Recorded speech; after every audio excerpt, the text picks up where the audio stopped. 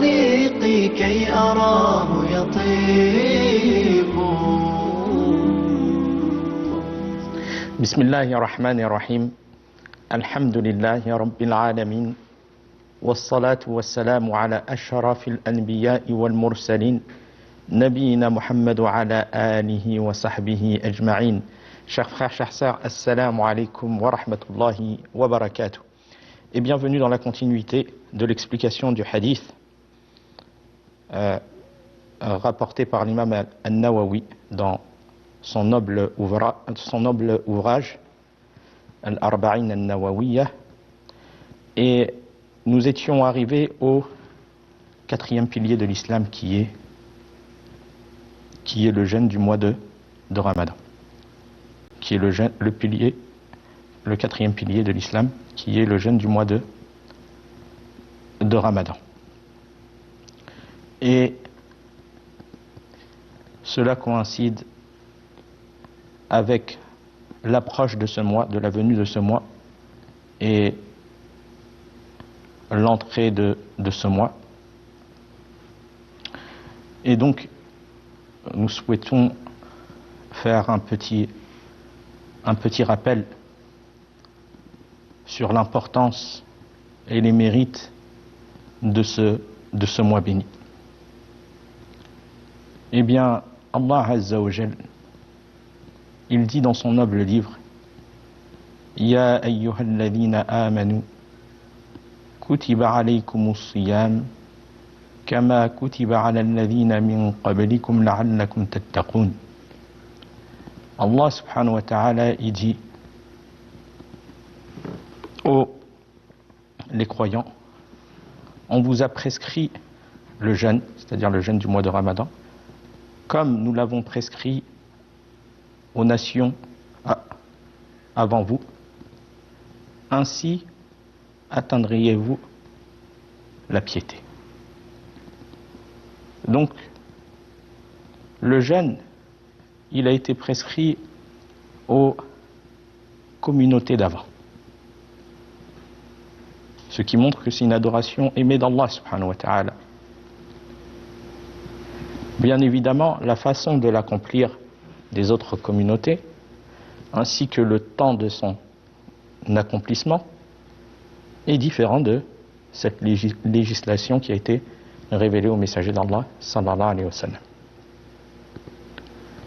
Mais parmi les grands mérites, les grands bienfaits, et le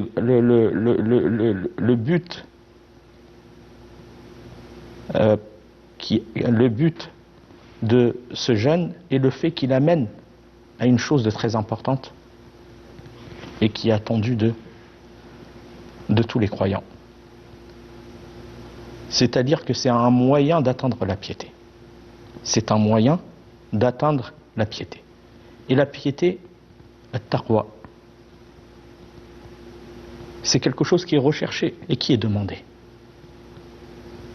Et c'est le fait, comme les savants l'ont défini, c'est le fait de mettre un rempart entre nous et le châtiment d'Allah subhanahu wa ta'ala, par l'accomplissement des bonnes actions et le délaissement des mauvaises.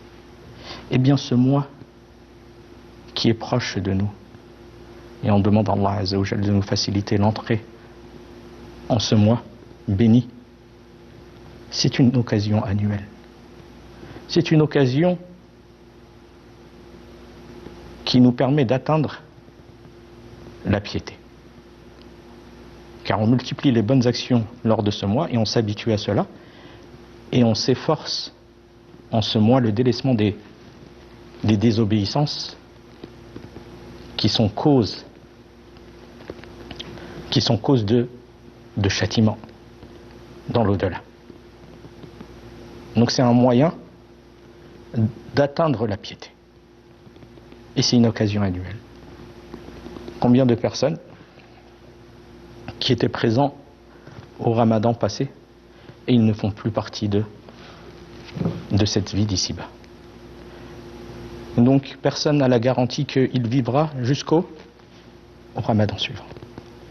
Et vu on s'en approche, il est très important de nous rappeler l'importance de ce mois. l'importance de ce mois qui est une occasion et qui est un pilier de l'islam. Comme le hadith que nous étudions le prouve, et le verset que nous avons cité le prouve. Le prophète sallallahu alayhi wa sallam, comme dans ce hadith rapporté par عن عبد الله بن عمر بن الخطاب رضي الله عنهما قال سمعت رسول الله صلى الله عليه وسلم يقول بني الإسلام على 5 شهادة أن لا إله إلا الله وأن محمدا رسول الله وإقام الصلاة وإيتاء الزكاة والحج وصوم رمضان. Ce hadith, c'est une preuve que cela est un pilier de l'islam obligatoire. Le prophète sallallahu alayhi wa sallam a dit: l'islam est bâti sur 5 piliers. Le fait d'attester qu'il n'y a nulle divinité qui ne mérite d'être adorée excepté Allah, et que Mohammed est le messager d'Allah, d'accomplir la prière, de s'acquitter de la zakat, d'accomplir le pèlerinage à la maison sacrée, et le jeûne du mois de Ramadan, le fait de jeûner le mois du Ramadan. Donc c'est un pilier parmi les piliers de l'islam. Donc il est obligatoire pour tout musulman qui réunit ces conditions, l'islam, être musulman, pubère, avoir atteint l'âge de la responsabilité, l'âge de la puberté, étant doué de raison, résident, qui a la capacité de jeûner et qui est dispensé de tout empêchement qui est dispensé de tout ce qui peut l'empêcher de jeûner. Eh bien, s'il a réuni ces conditions, le jeûne du mois de Ramadan lui est obligatoire. Car Allah subhanahu wa ta'ala, il l'a légiféré, il a été légiféré en l'an 2 de l'Hégire de manière absolue. Pour toute l'humanité. Et le messager d'Allah sallallahu alayhi wa sallam a jeûné pendant 9 années. Donc, toutes les personnes ayant réuni les conditions d'obligation du jeûne, il leur est obligatoire de jeûner. Et le fait de rappeler que si la personne volontairement elle ne jeûne pas, malgré toutes les conditions que nous avons citées, de réunies en elle, qui lui rend obligatoire le jeûne, et alors non, elle ne jeûne pas de manière volontaire, le fait de savoir que les savants sont unanimes sur le fait qu'elle a accompli un grand péché. Et elle se doit de se repentir de ce grand péché et de s'arrêter de manger et de rattraper ce jour non jeûné, car cela fait partie du repentir, le fait de rattraper ce jour non jeûné, car elle n'est pas excusée. Par contre, par miséricorde d'Allah, ce qui prouve que cette législation, c'est une législation qui vient d'Allah subhanahu wa ta'ala. Il y a des personnes qui sont excusées, comme la personne qui est malade. La personne qui est malade et qui n'est pas dans la capacité de jeûner. Eh bien cette personne-là, il lui est permis de rompre le jeûne. Et si sa maladie, on espère la guérison, eh bien elle devra rattraper les jours non jeûnés ultérieurement. De même que la personne qui est en voyage. Bien évidemment que ça ne soit pas un voyage qui est effectué dans le but de ne pas jeûner, car cela est interdit. Si son but, c'est le fait de ne pas jeûner le mois de Ramadan, elle voyage dans ce but-là, avec cette intention-là, elle devra jeûner. Il lui est interdit de rompre le jeûne. Par contre, la personne qui voyage pour voyager pendant le mois de Ramadan, eh bien, elle est considérée par l'excuse et il lui est permis de rompre le jeûne, mais de rattraper ultérieurement. Comme la personne qui espère la guérison, elle doit rattraper son jeûne ultérieurement. Et ça, c'est par miséricorde d'Allah subhanahu wa ta'ala. Car la personne elle ressent difficulté lorsqu'elle est malade. Lorsqu'elle est malade, elle ressent la difficulté du jeûne. Car il y a certaines maladies où il est obligé de jeûner. Comme un petit mal de tête, un petit mal de dents, une petite toux.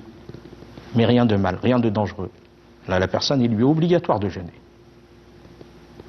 Mais dans le cas où la personne, elle souffre elle a une souffrance elle ressent des difficultés dans son jeûne. Et cela peut aggraver sa maladie ou retarder la guérison. Dans ce cas-là, elle doit prendre la facilité d'Allah subhanahu wa ta'ala. Allah azza wa jalla il dit وَمَنْ كَانَ مَرِيدًا أَوْ عَلَى سَفَرٍ فَعِدَّةٌ مِّنْ أَيَّامٍ أُخَرَ. Et quiconque est malade ou en voyage, alors qu'il jeûne un nombre égal d'autres jours. Et ça, c'est par la miséricorde d'Allah. Et la miséricorde d'Allah est immense. Et c'est lui qui t'a donné cette facilité. Et on a une autre catégorie de personnes malades, ce sont les maladies incurables, où les médecins n'espèrent pas la guérison de la personne. Comme par exemple une personne qui est malade, qu'Allah nous en préserve, qui est malade d'un cancer, ou d'autres maladies où on n'espère pas la guérison. Eh bien, Allah Azza wa Jal lui a donné la possibilité de rompre le jeûne. Elle rompt le jeûne, cette personne-là. Et elle donne en compensation pour chaque jour non jeûné un pauvre. Le fait de nourrir un pauvre. Et elle nourrit un pauvre selon ce que la personne, un repas qui est considéré comme un repas dans le pays. Ce qui est considéré comme un repas dans le pays, pour une personne, eh bien, elle donne cela en compensation pour chaque jour non jeûné. Si cette personne, elle n'espère pas la guérison. Comme Allah Azza wa Jal, il le dit, subhanahu wa ta'ala, وَعَلَى الَّذِينَ يُطِيقُونَهُ فِدْيَةٌ طَعَامُ مِسْكِينٍ. Mais pour ceux qui ne pourraient le supporter qu'avec grande difficulté, il y a une compensation, nourrir un pauvre. Voilà concernant les cas des personnes qui sont excusées du jeûne, mais les personnes ayant réuni les conditions du jeûne, il leur est obligatoire de jeûner. Et le fait de savoir et de ressentir que ce n'est pas n'importe quel mois dans lequel nous nous apprêtons d'entrer. Le fait de ressentir que c'est une occasion annuelle. Comme les commerçants, ils ont des occasions annuelles ou des moments où ils font fructifier leur argent, eh bien Allah subhanahu wa ta'ala, il nous a donné des moments, des occasions de pouvoir gagner en énormes récompenses et aussi en pardon d'Allah subhanahu wa ta'ala. Donc c'est une occasion. On est à l'approche d'un mois qui s'écoule rapidement, même très rapidement, et qui est une occasion pour nous. Et le fait de ressentir que peut-être, comme ça a été le cas de beaucoup de personnes, peut-être on n'a pas la garantie de faire partie des gens jeûnant le ramadan de l'année suivante. Donc à chacun d'entre nous d'avoir un programme. Il y a certaines personnes à qui Allah subhanahu wa ta'ala leur a facilité, réussite et le fait de penser d'une manière intelligente, ils ont un programme pour chaque jour de leur jeûne du mois de Ramadan. Car ils savent que c'est une occasion immense. Ils ont un programme au niveau de leur lecture du Coran. Certaines personnes ont un programme pour lire le Coran d'une manière complète tous les 3 jours. Ou certains 3 fois dans le mois. Ou certains, selon leur capacité, minimum 1 fois dans le mois. Il lit le Coran de manière complète. Car si la personne elle ne met pas de programme, c'est une cause qu'elle vit de manière désorganisée et qu'elle n'atteint aucun objectif. Mais si elle a mis un programme qu'après chaque jour, j'ai tant de pages à lire du Coran, et pour chaque lettre, 10 hasanat. Donc, que gagnons? Surtout en ce mois béni. Certaines personnes ont un programme qu'ils ne ratent aucune prière du tarawih avec l'imam. Car il sait qu'il y a une nuit qui est meilleure que 1000 mois.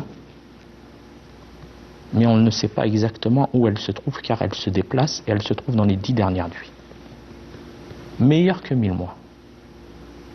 C'est-à-dire 83 années et 4 mois. Donc les actions accomplies sont meilleures que les actions accomplies pour une période équivalente pour une période de 1000 mois. Donc une occasion. Donc celui qui a prié la prière du tarawih avec l'imam du début du mois de Ramadan jusqu'à la fin du mois de Ramadan, bi'idhnillahi ta'ala, il a récolté la prière en 7 nuits. C'est très court. Une nuit qui est meilleure que 1000 mois. Il y en a aussi qui ont des aumônes de préparer. Soit ils sont cause de faire rompre le jeûne en distribuant ce qui permet de rompre le jeûne des dates ou autres aux nécessiteux afin qu'ils prennent la récompense de cela.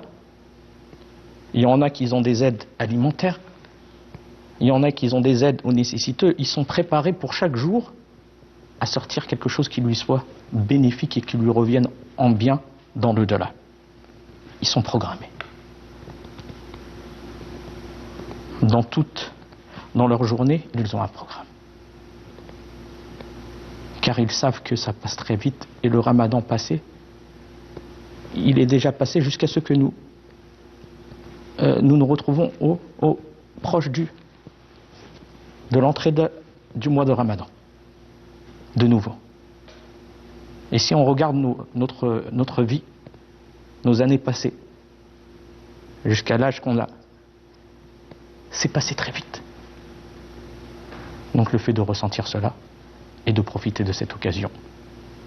Wa fil khitam, hada wallahu a'lam.